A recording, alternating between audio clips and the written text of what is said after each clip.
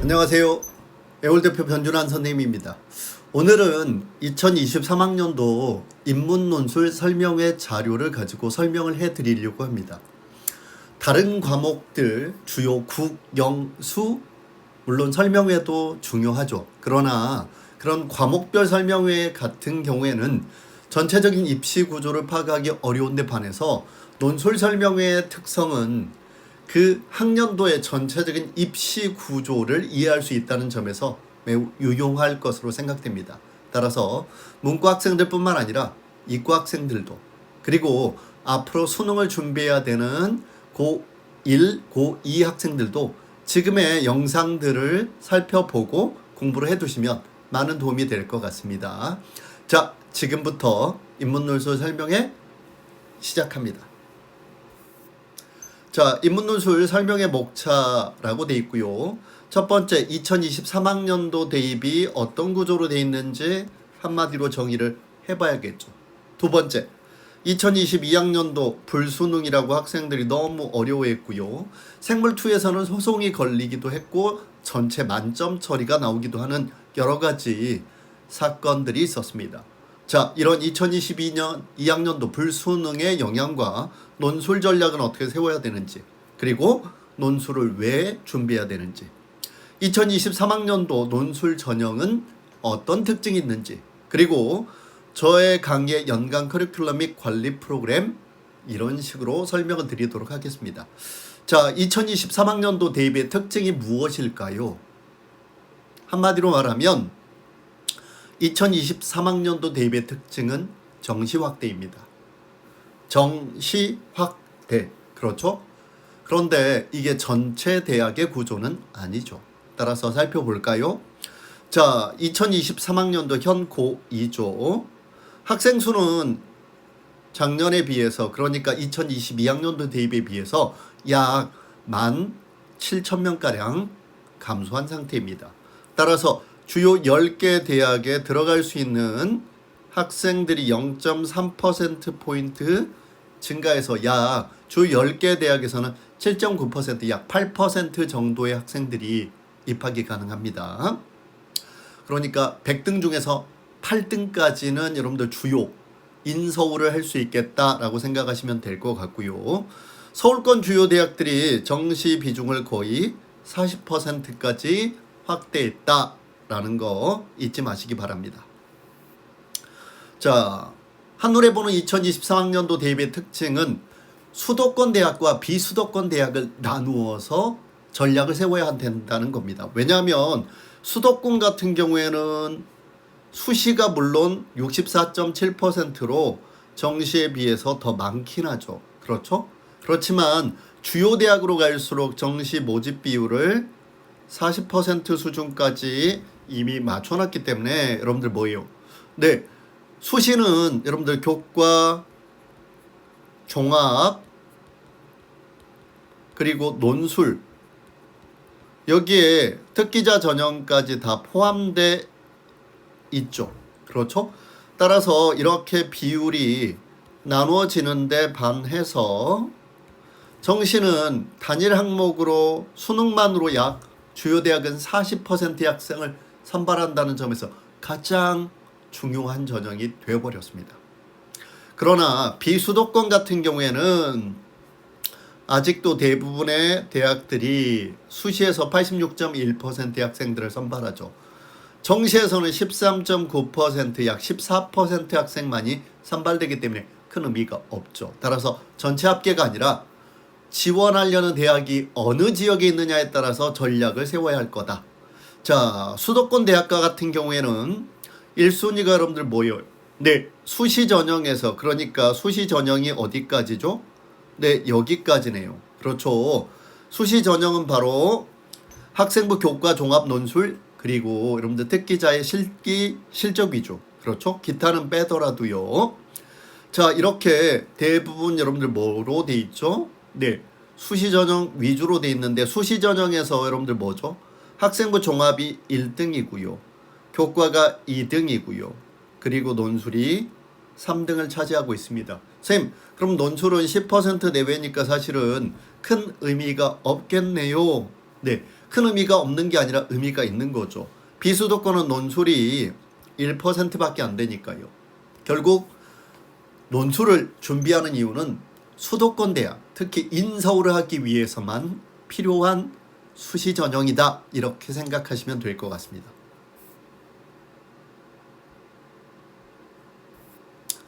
자, 대입 전형안은 보통 여러분들 2022학년도 그러니까 2022년 5월 1일 이전 보통 4월에 발표되니까 그때 잘 보시고요. 한마디로 말하면 크게 두 가지를 들 수 있겠습니다. 제가 말했듯이 수도권 주요 대학에서 정시의 영향력이 많이 커졌고요. 실제로 수시의 종합이나 교과에서도 논술을 제외하고서는 최저 기준을 강화하거나 신설하는 추세이기 때문에 결국은 수능의 영향력이 커졌다 이렇게 생각할 수 있겠습니다. 결국 이전에 비해서 수능의 영향력이 가면 갈수록 커지고 있다라고 생각하시면 될 것 같아요.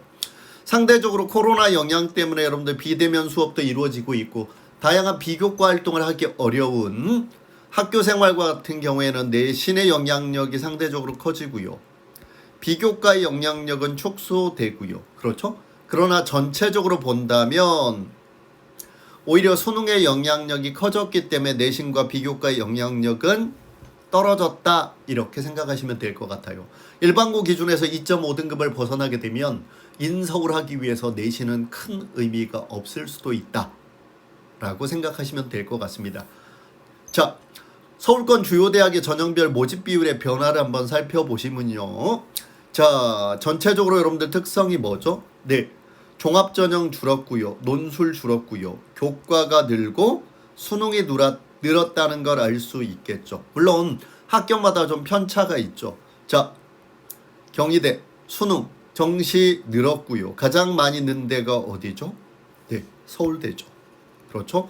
서울대 많이 늘었고요. 또 어디 늘었죠? 네, 숙명여대가 많이 늘었네요. 그리고 중앙대가 많이 정시로 인원들을 늘리고 있고요. 아주 예외적으로 홍익대는 정시를 줄이고 논술을 늘리는 반대의 행보를 보이고 있는 대학들도 있다. 따라서 대학별로 차이가 있지만 전체적으로 보면 정시 수능이 선발 기준에 지금 주요 대학에서는 1순위가 됐다. 40% 이상이다 라고 생각하시면 될 것 같고요. 두 번째는 종합이고 세 번째는 교과지만 이건 서울대와 고대가 논술을 선발하지 않아서 나타난 특성이죠. 교과 정인형이 높은 건. 따라서 이런 특성 때문에 여러분들 논술을 안 해야겠다라고 생각하지 마시고요. 주요 대학 중에서 10명 중에 한 명 이상은 논술로 뚫고 들어갔다. 그런데 논술을 왜 해야 될까? 그건 조금 이따가 말씀드릴게요. 따라서 내가 어느 대학을 지원하는지에 따라서 전략을 다르게 짜셔야 돼요. 특히 서울 주요 대학을 지원하겠다 그러면 1순위는 역시 수능이고요. 그렇죠?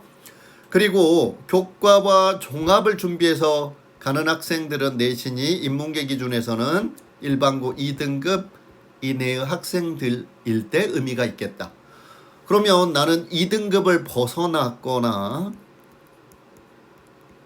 2등급 이하거나 또는 수능이 좀 부족하다라고 했을 때 수능 등급이 잘 나오지 않는다고 했을 때 쓸 수 있는 유일한 수시 전형은 뭐다?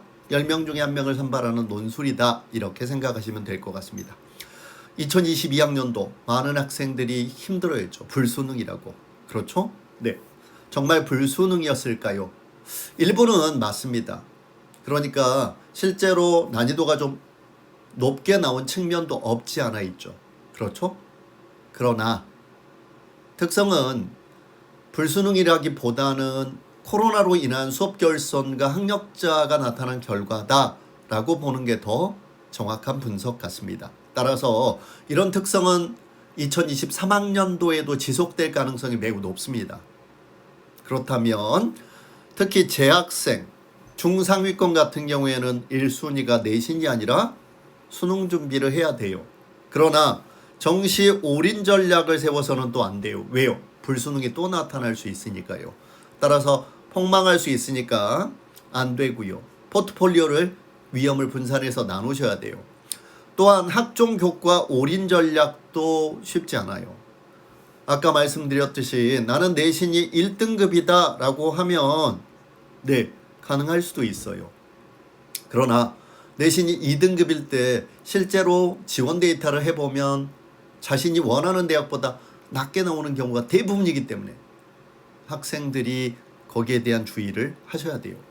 여러분들이 그나마 장점이 있다면 2022학년도 통합수능에 정시 결과 데이터가 있다는 점이에요. 그걸 바탕으로 여러분들 6월, 9월 모의고사 이후에 모의 지원의 결과를 가지고 여러분들 수시 지원을 하시면 될 것 같습니다. 자, 최저 기준 충족이 그래서 논술에서 무엇보다 중요한데요. 국어에서는 1등급 같은 경우에는 언매와 화작의 차이가 거의 없어요. 그러나 2등급 이하로 갈수록 화작에서 등급 차지하는 비율이 높아지니까 참고하시고요. 수학과 같은 경우에는 순수 문과 학생들이 대부분인 확통을 가지고 1등급을 맞는 비율이 1.97%밖에 안 돼요. 그러니까 2%가 안 되는 거죠. 그러니까 1등급의 2%예요. 1등급의 2%. 1등급이 4%죠. 그렇죠? 1등급에 다시 2%니까요. 그렇죠. 따라서 여러분들 실제로 문과 계열 확통을 통해서 1등급을 맞는 비율은 매우 낮아요. 0.008% 정도밖에 안 된다 생각하시면 될 것 같아요. 따라서 내가 문과 학생일 경우에는 수시 최저 기준이 충족시켜야 되는 전형에 지원해야 될 때는 매우 주의하셔야겠다라는 점을 알려드립니다. 자, 이런 수능 불수능의 양극화가 논술에 미치는 영향은 크게 두 가지죠. 논술에 최저가 없는 전형, 요 전형을 반드시 체크를 해서 반드시 자신의 실력에 맞는 대학을 하나 지원해라. 왜요? 너무 어려워질 수 있으니. 두 번째, 최저가 있는 대학이라면 최저 기준을 만족시키는 순간 실질 경쟁률이 뚝 떨어져서 실제로 합격률은 정시보다 더 높아질 가능성도 있다라는 점이에요. 실제로 과거에도 최초 경쟁률의 절반 정도가 실질 경쟁률이었던 걸 참고해 본다면 올해나 내년엔 더 클 것으로 생각됩니다. 자, 따라서 수시 지원을 매우 보수적으로 하셔야 된다라는 거. 무조건 상상 6개를 상으로 질러서는 안 되고요. 자신의 6월과 9월 정시기 기준이 가능한 대학을 하한선으로 안정하한선을 걸고 상중하 포트폴리오를 짜시는 게 좋다라고 생각하시면 될 것 같습니다. 자, 특히 재학생들 같은 경우에는 내 성적이 어느 정도 나올지를 3월로 가늠해서는 안 되고요. 3월은 재학생들만 시험을 보기 때문에 3월 성적을 객관하기 위해서는 시간을 좀 짧게 해서 빨리 보는 방법이 있고요. 아니면 나온 점수를 5점 낮게 해서 제 위치를 한번 객관화시켜보는 방법이 있는데 두 번째 전략이 더 적절하니까 두 번째 전략을 3월에 적용하시면 될 것 같습니다. 자, 논술 준비. 왜 논술이 필요할까요? 바로 내신 성적이 일반고 기준의 2등급 이내가 아니라면 여러분들 뭐예요? 네, 어려워지기 때문이죠. 뭐죠? 학교를 지원하기가 아니라 서울권 주요 대학을 지원하기가 어려워져서요. 그렇죠? 따라서 나는 내신 좀 좋지 않아요? 또는 수능 성적이 등락폭이 커요. 이런 학생들은 수시 지원에서 논술을 해보셔야 된다는 점이죠. 자, 논술 언제부터 준비해야 될까요? 네, 여러분들이 지금 당장이라도 하셔야 됩니다. 왜냐하면 그때가 바로 가장 빠른 시기이기 때문이죠. 자, 1월부터 하면 기초과정이, 3월부터 하면 기본과정이, 6월부터 하면 실전논술, 여름방학부터 하면 최단 기간의 대학별 논술, 9월부터 한다면 논술 모의고사 과정, 그리고 파이널 때라도 여러분들 강의를 듣고 가셔야지. 그렇지 않다면 백지를 내고 또는 완성을 못하고 나오시는 경우도 있다라는 점이에요. 두 번째, 선생님 어떤 학생이 준비해야 될까요? 네, 지원하려는 대학에 따라 다르죠. 가장 쉬운 방법은 내가 수시에서 논술로 지원하려는 대학에 정시 합격 가능성이 있느냐예요. 정시 합격 가능성이 있다면 굳이 쓰지 않아도 되죠. 그렇죠? 네. 또한 수시에서 교과 전형, 종합 전형으로 충분히 합격할 수 있겠다라고 한다면 여러분들 뭐예요? 네, 논술 전형을 쓰지 않으셔도 돼요. 논술 전형은 훨씬 더 큰 사다리이기 때문에 자신이 합격하기 어려운 대학을 지원해보는 의미다라고 생각하시면 될 것 같습니다. 자, 이건 선생님도 설명하기 싫은데 어쩔 수 없이 대학이 서열화되어 있다는 그림이죠. 그렇죠. 우리나라 대학들은 어쩔 수 없이 이런 피라미드 구조의 서열화가 이루어질 수밖에 없고요. 특히 정시가 40%로 계속 확대되는 추세에서 이런 서열화 구조는 더 큰 영향을 미칠 수밖에 없을 것으로 생각됩니다. 정시에서 서연고를 지원하고 싶다라고 하면 수능 2% 안에 들어야 되는데요. 이게 전체 학생이 2%가 아니라, 왜냐하면 수시에서 이미 60%의 학생을 선발하고 정시에서는 40%의 정원 내에서 선발을 하기 때문에 결국은 여러분들 뭐예요? 수시에서 다 뽑고 나서 정시에서는 0.88, 그러니까 약 수능 1% 정도의 학생들이 주로 서연고를 지원할 수 있다. 100명 중에 1명 정도가 지원이 가능하다라고 생각하시면 될 것 같아요. 생각보다 어렵죠. 자, 이런 건 대학별 누적 백분이고 여러분들 찾아보시면 되고요. 학생들이 저한테 많은 질문을 하는 게 논술 운이죠. 운으로 붙은 것 같아요 라고 했는데 실제로 보면 그렇지는 않고요. 수능 최저가 있는 전형에서는 수능 최저를 만족을 못 시켜서 떨어진 학생들이 제일 많고요.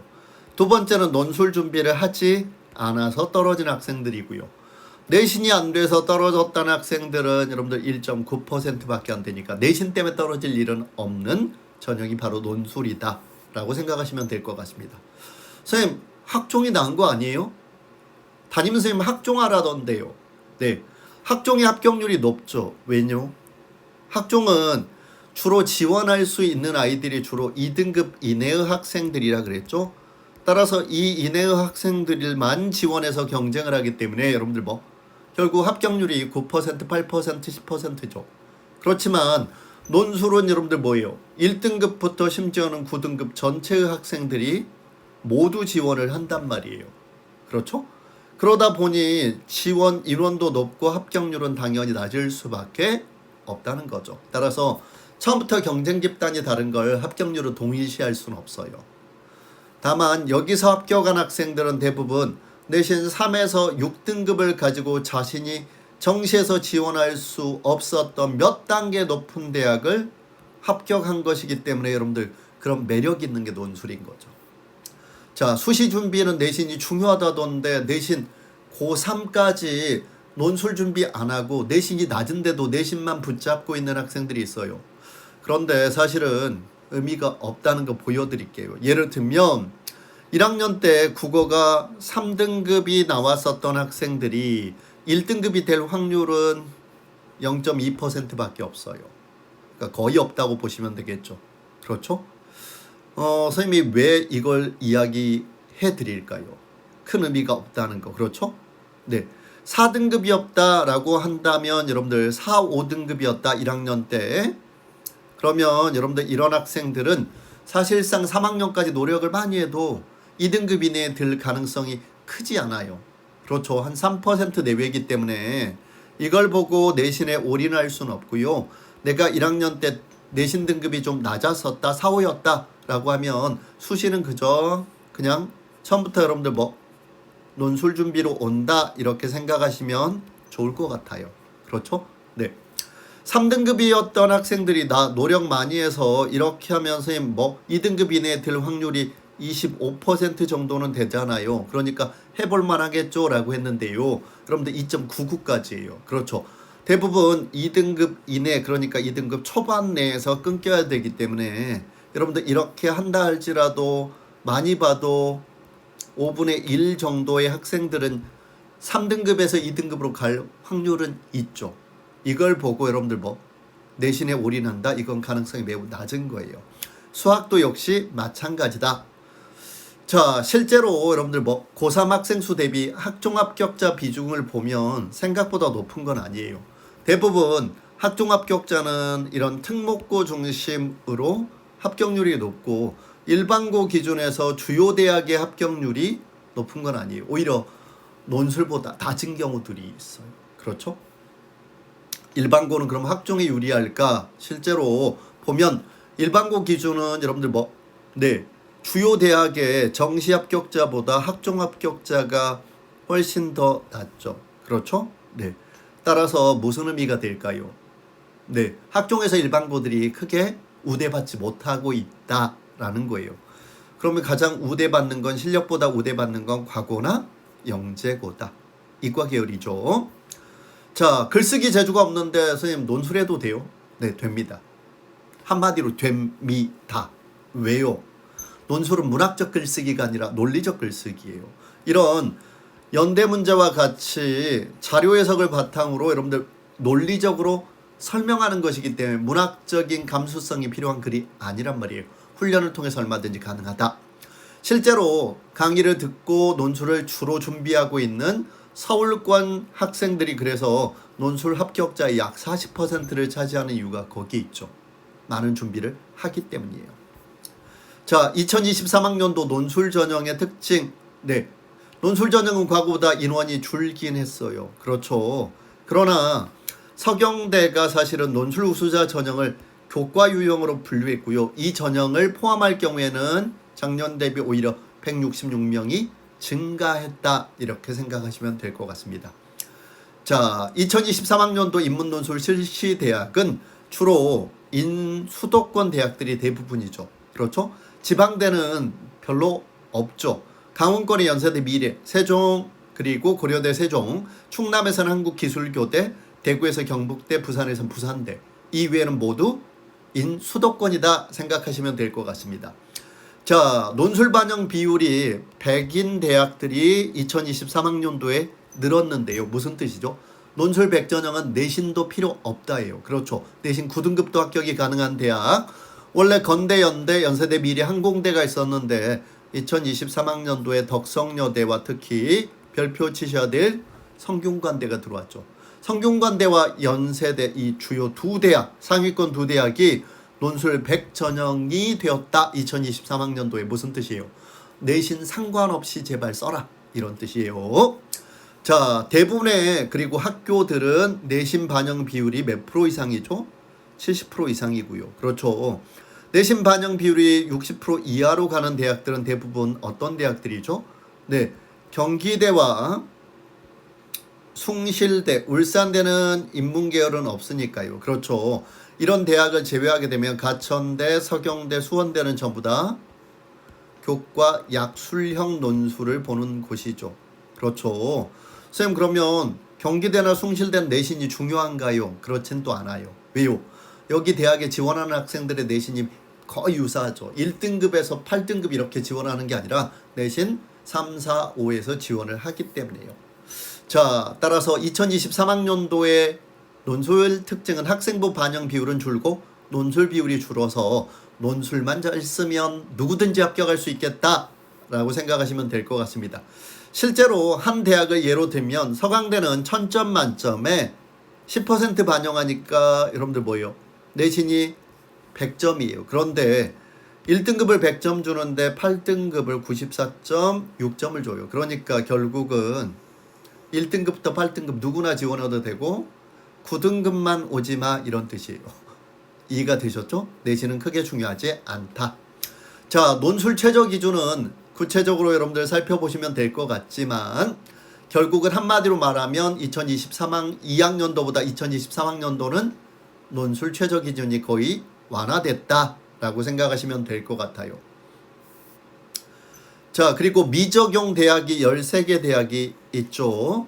미적용 대학은 왜 중요할까요? 네, 제가 어떤 학생들을 이런 미적용 대학에 쓰라고 하냐면 크게 두 가지예요. 일단은 상위권, 그러니까 누구죠? 네, 맞아요. 연세대. 그렇죠. 연세대는 그러면 뭐죠? 최저 기준이 없는 논술 100전형이니까 현대판 과거 시험이죠. 무조건 여러분들 뭐예요? 논술만 잘하면 들어갈 수 있는 유형. 그렇죠?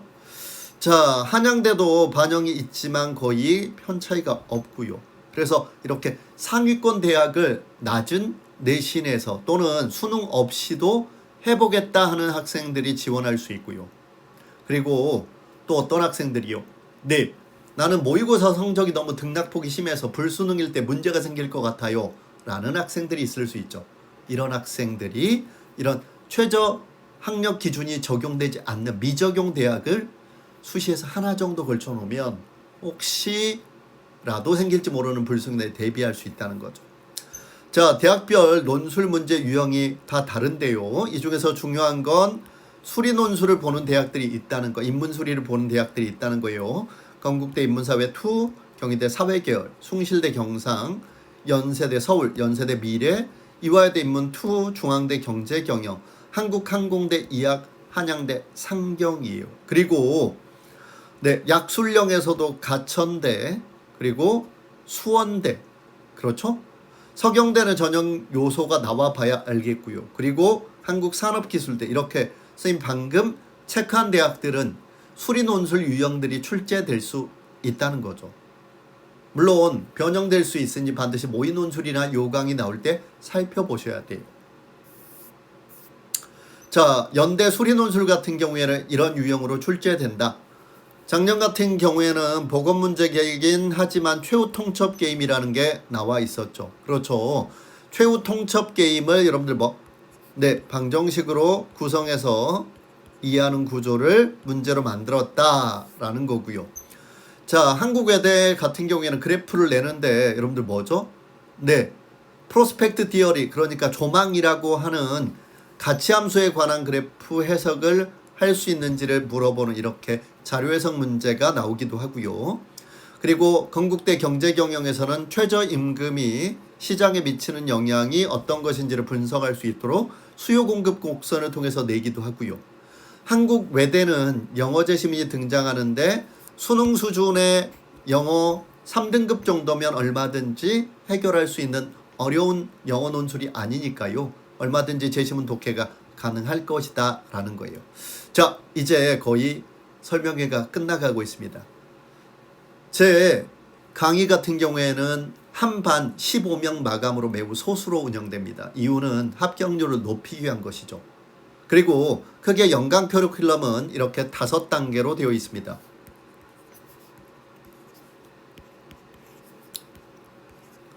자, 1호부터 3월까지는 스타트 논술 기초 과정이죠. 4월부터 7월까지는 여러분들 뭐죠? 기본 과정, 심화 과정이고요. 7월부터 9월까지는 논술 단기와 그리고 기초 세미파이널 모의고사가, 9월부터 11월까지는 이그잼 논술이라 해서 실전 모의 논술이 실시되고요. 12월 수능 이후에는 대치동에 모여서 모두 파이널이 시작됩니다. 자, 관리 프로그램 같은 경우에는 현재 제가 개인적으로 회사가 운영하고 있는 에올 홈페이지에서 기초 및 기본 강좌를 계속 업데이트할 예정이고요.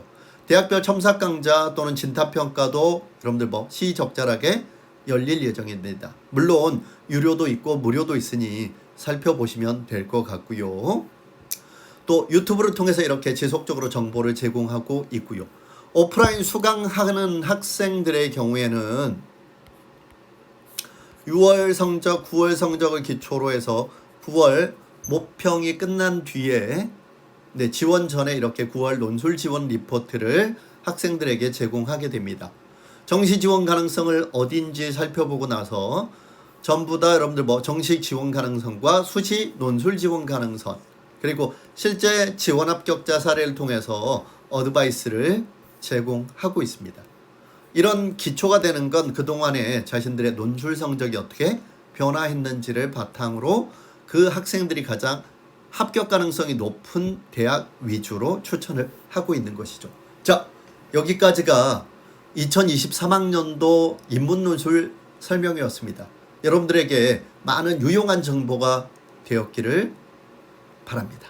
자, 지금까지 애월대표 변준환 선생님이었습니다. 다음 시간에 뵙겠습니다. 안녕.